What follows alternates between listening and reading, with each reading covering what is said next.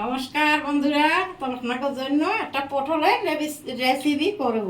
পটল ধুয়ে রেখেছি, এবার নারকেল, কাজু বাদাম, সরষে বাটা, জিরা বাটা, আদা বাটা, তারপর একটু কাঁচা লঙ্কা ছিঁড়ে দিতে হবে, একটু দারচিনি, একটু এলাচ, নুন, হলুদ, চিনি। এবং গ্যাসটা অন করে দিলাম। সাদা চাল দিলেও হয়।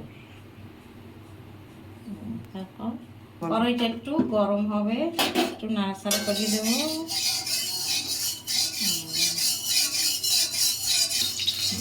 এখন পটলটা একটু ভাজি করবো।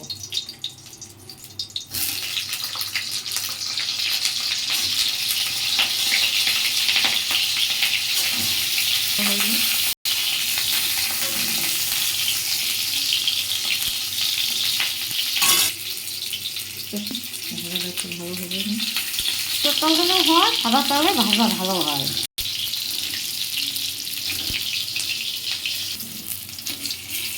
ভাজা নাড়াচাড়ি হয়ে গেছে, এখন উঠিয়ে রাখবো। উঠিয়ে রাখলাম। এই তেলে এখন কি দেব, এখন একটু একটু হলুদ দেবো, একটু হলুদ দিয়ে তারপর নুনটা পরে দেবো। আর হলুদ গুঁড়ি আর লাগবে না। একটু সরিষার গুঁড়ি, একটু জিরে বাটা, একটু সরিষার গুঁড়ি, একটু নারকেল দিতে হবে। তারপর বন্ধ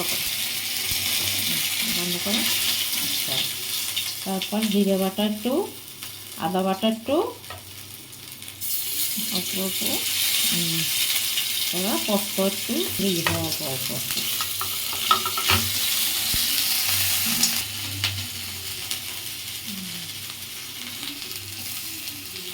দিয়ে কাঁচা লঙ্কা নাড়াচাড়া করিয়ে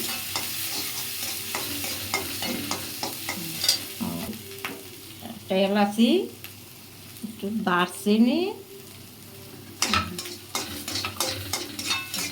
হয়েছে। এখন একটু জল দেব, একটু জল দিয়ে হালকা জলটা গরম হবে একটু। তারপর পটল কটা ছেড়ে দেবো,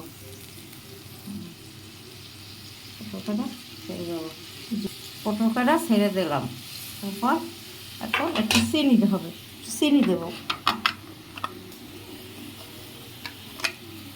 চিনি দেবো একটু।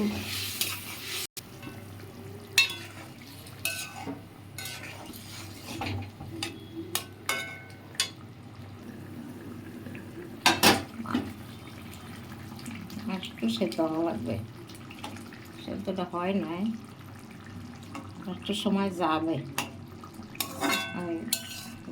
একটু টানবে, একটু